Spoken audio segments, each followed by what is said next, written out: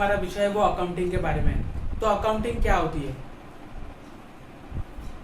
सो business या फिर non business यानी पर्सनल ट्रांजैक्शंस को रिकॉर्ड करना उसे अकाउंटिंग कहते हैं। अब ट्रांजैक्शन कैसे?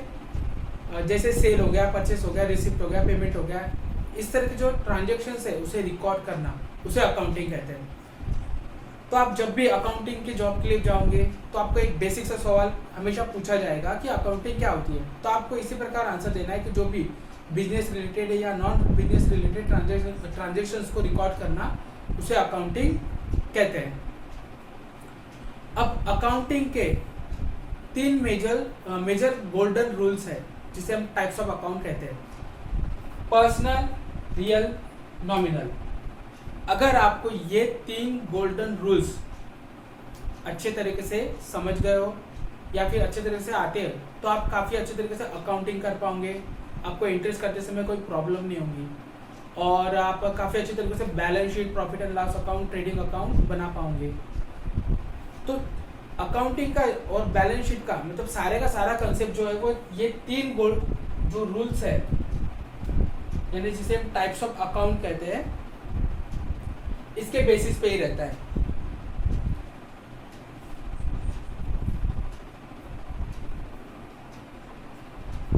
आपको ये हमेशा याद रखनी है कि जब भी आप अकाउंटिंग करोगे, अकाउंटिंग एंट्रीज करोगे, तब आपको सारी की सारी एंट्रीज डेबिट और क्रेडिट, बाय और टू,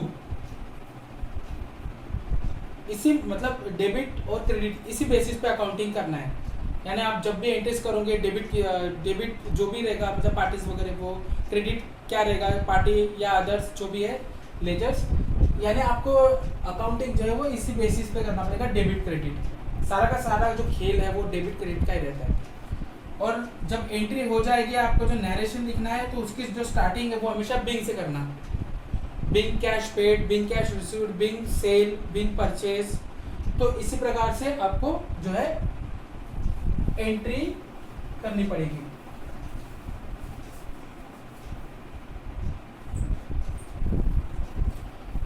तो जो हमारा पहला गोल्डन रूल था यानी जो पहला टाइप्स ऑफ अकाउंट था वो है पर्सनल। अब पर्सनल में debit the receiver,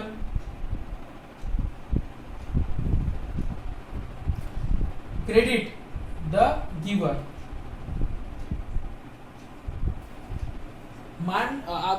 for example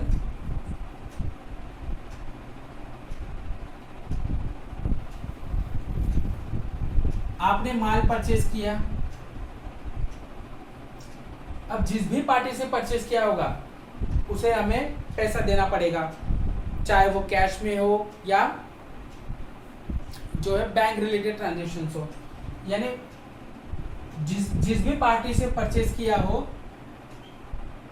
अब उसको तो फंड मतलब अमाउंट जो है वो मिल रहा है, यानी वो क्या हो जाएगा डेबिट, यानी डेबिट द रिसीवर, पार्टी हो जाएगी डेबिट, यानी जो भी पार्टी अमाउंट रिसीव करती है उसे करना पड़ेगा डेबिट। और जिसके भी थ्रू हम कर रहे हैं, फॉर एग्जांपल कैश हो गई या फिर बैंक हो गया, वो हो जाएगा क्रेडिट। तो ये जो एंट्री है ये हमारे बुक्स के लिए है। अब ये जो पार्टी है यानी हम जिस पार्टी को अमाउंट ट्रांसफर कर रहे हैं, यानी जो ये पार्टी रिसीव करी, ये अपने बुक्स में क्या एंट्री लेंगी,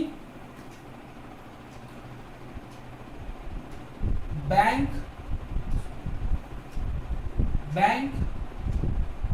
या कैश, ये डेबिट हो जाएगा उस पार्टी के बुक्स में। और क्रेडिट क्या होगा,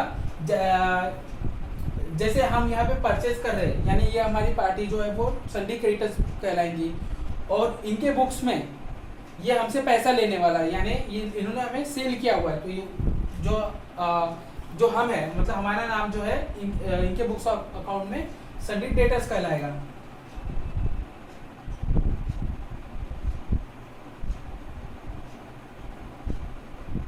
और हम हो जाएंगे क्रेडिट।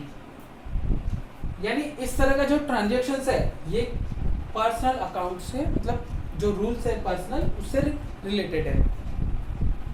जो भी पार्टी जो रिसीव करती है उसे डेबिट और जिस भी पार्टी के थ्रू अमाउंट या मतलब जिसके भी थ्रू ट्रांजेक्शन मतलब ट्रांसफर हो रहा है उसे क्रेडिट कहलाएगा।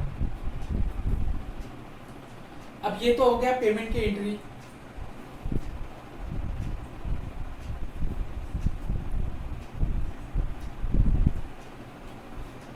अब जैसे हम सेल कर रहे हैं,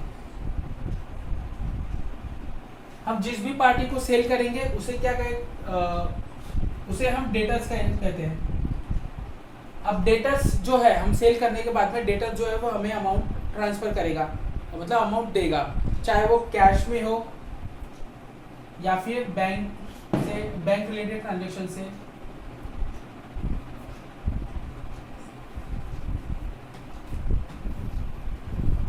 तो ये जो पार्टी है जो भी अमाउंट हमें देंगी वो हो जाएगा हमारे बैंक अकाउंट या फिर कैश में। अब रिसीवर तो हम है, मतलब लेकिन जो ये बुक्स जो भी हम बुक्स लिख रहे हैं वो अब मान लीजिए हमने सेल किया है, अब हम जिस भी पार्टी को सेल करेंगे उसे डेटर्स कहेंगे। अब जो डेटर्स है, हमने जिस भी पार्टी को सेल किया हुआ वो हमें देगा अमाउंट, चाहे वो कैश में हो या बैंक में हो। तो हमारे जो बुक्स है उसमें हम कैश या बैंक को करेंगे डेबिट। भले ही जो डेटर्स है हमें पैसा दे रही हो, लेकिन ये जो बुक्स है वो हमारी है, तो हम जो है वो अपने नाम से यहाँ पे बुक जो है जमा नहीं कर सकते। जमा कहाँ हो रही है? हमारे कैश या बैंक में। तो डेबिट जो है उसे मतलब बैंक या कैश को ही करना पड़ेगा। और क्रेडिट क्या हो जाएगा? डेटर्स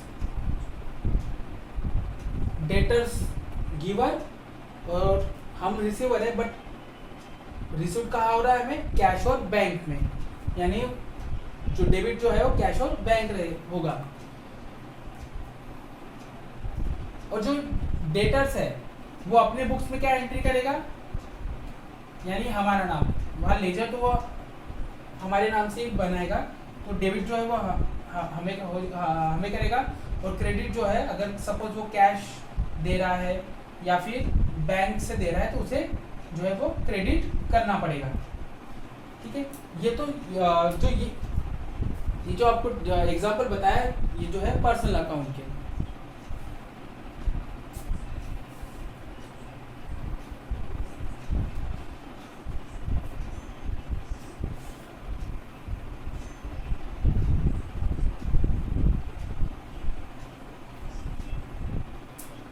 हमारा जो नेक्स्ट रूल है वो है रियल अकाउंट।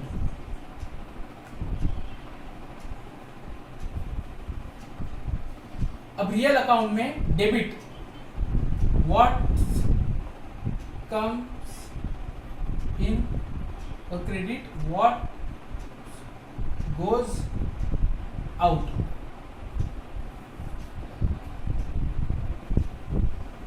यानी हमारे पास में अगर अमाउंट फंड आ रहा है तो हमें उसे डेबिट करना पड़ेगा। यानी हमारे पास में जहाँ से भी फंड आ रहा है उसे डेबिट करना पड़ेगा, और हमें जो भी फंड देना है उसे हमें क्रेडिट करना पड़ेगा। तो ये जो रियल अकाउंट है ये सीधा सीधा बैलेंस शीट से रिलेटेड है। अब बैलेंस शीट में लायबिलिटी और एसेट्स ये दो जो है दिए रहते हैं। अब एसेट्स है नहीं हमारे पास में अवेलेबल है हमारे एसेट्स वगैरह, और हमें जिससे रिसीवेबल मतलब रिसीव करना है वो सब दिखेगा।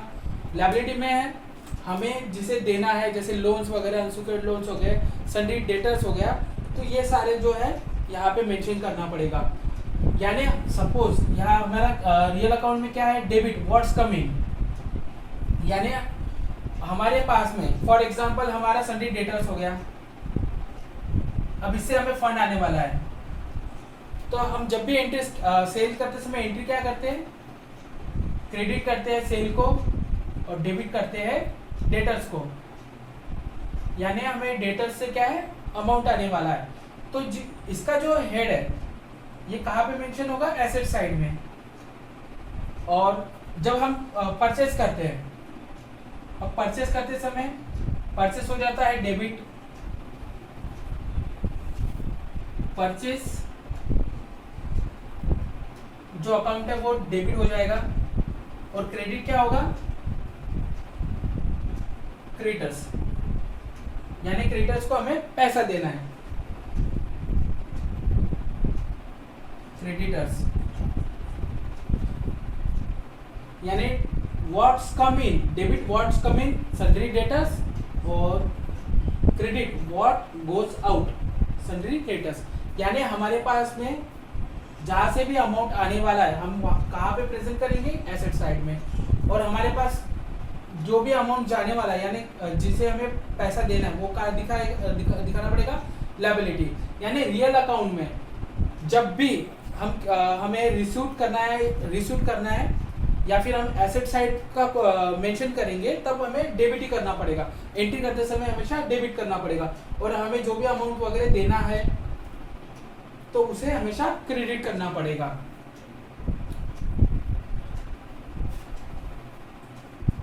फॉर एग्जांपल हम एसेट्स परचेज, जो फिक्स एसेट्स है वो परचेज करते हैं, जैसे मशीनरी हो गई, फर्नीचर वगैरह हो गया, तो हम उसकी एंट्री कैसे करेंगे, जो फिक्स एसेट्स है, फिक्स एसेट्स उसे डेबिट करना पड़ेगा, और क्रेडिट जो है वो पार्टी अकाउंट हो जाएगा।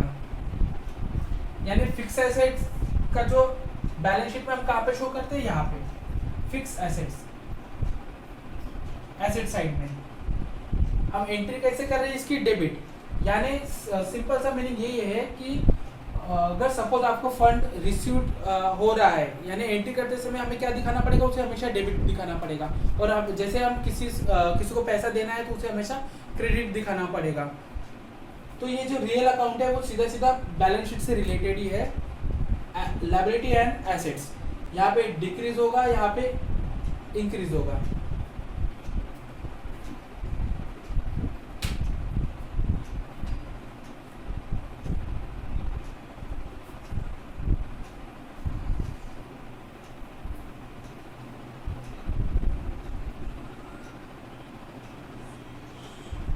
और हमारा जो थर्ड रूल है वो है नॉमिनल अकाउंट। अब इसमें debit all expenses, credit all income.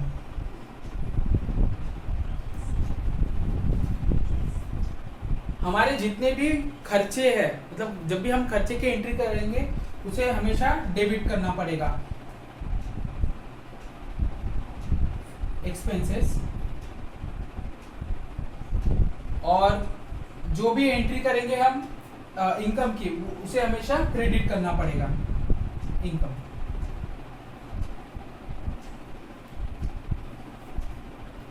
यानी नॉमिनल में debit all expenses, credit all income. For example purchase की एंट्री कैसे होगी, परचेस अकाउंट जो है वो डेबिट हो जाएगा, और क्रेडिट क्या होगा, सन्ड्री क्रेडिटर्स, क्योंकि हमें उसे पैसा देना है।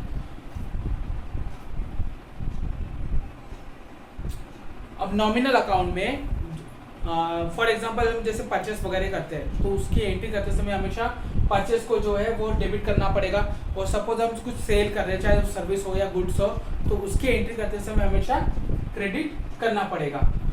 यानी सीधे सीधे तौर पे जो अकाउंटिंग है वो 3 गोल्डन रूल के बेसिस पे चलती है, पर्सनल, रियल, नॉमिनल। तो पर्सनल में debit the receiver, credit the giver, यानी सन्ड्री जैसे मतलब हमारे बुक्स में जैसे हमने कुछ परचेस वगैरह किया है तो सन्ड्री जो परचेस पार्टीज है उसे हमें सन्ड्री क्रेडिटर्स जो है हेड देना पड़ेगा। अब सन्ड्री क्रेडिटर्स यानी हमें उसे पैसा देना है, तो पैसा जो है हम एक तो कैश में या फिर बैंक रिलेटेड ट्रांजेक्शन से देंगे।